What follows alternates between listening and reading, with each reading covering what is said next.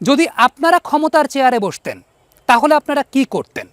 যদি আপনারা ক্ষমতার চেয়ারে বসতেন আপনারা কি করতেন? আমার তিনটা ক্লু আছে। প্রথম ক্লু হচ্ছে একটা বিষয় যেটাকে আপনারা পরিবর্তন করতেন, একটা বিষয় যেটা আপনারা সারা জীবনের জন্য বাদ দিয়ে দিতেন, আরেকটা নিয়ম যেটা আপনারা চালু করতেন আপনাদের এই কুমিল্লায়।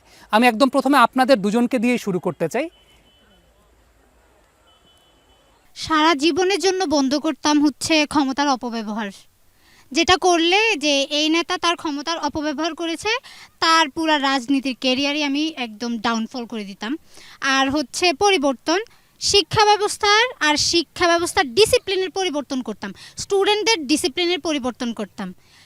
এখনকার স্টুডেন্টরা দেখা গেছে যে স্কুলে কোনো মানে শিক্ষক তাদেরকে মারলে বা শাসন করলে বলে যে স্কুলে শিক্ষক, বাইরে তো তুমি শিক্ষক না, বাইরে দেখা করো। এমন কথা বলার সাহস কিভাবে পায় একটা শিক্ষককে? মা বাবার পরে সম্মানের স্থানে থাকে শিক্ষক। আমরা শিক্ষককে এইভাবে একটা কথা বলি, শিক্ষক কিন্তু কারোর বাবা, তার মানে উনিও আমাদের বাবা। মা বাবা যেমন আমাদেরকে কথা বলা শেখায়, শিক্ষক আমাদেরকে অ আ শিখায়, ভদ্রতা শেখায়। শিক্ষককে আমি কখনো হুমকি দিতে পারবো না। আর আরেকটা হচ্ছে পরিবর্তন বললাম। আর একটা নিয়ম যেটা চালু করতেন কুমিল্লাতে?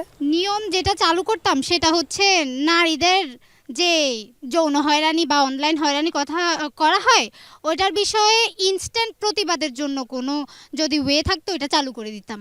কারণ নারীদের মানে ইফটিজিংয়ের অনলাইনে কোনো জিডি নাই, সেটা কি জানেন?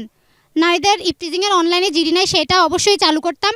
নারীদেরকে ইফটিজিং করার জন্য বা হুমকি দেওয়ার জন্য, তাদেরকে শাস্তি দেওয়ার জন্য যত দূর যাওয়া লাগতো আমি যাইতাম।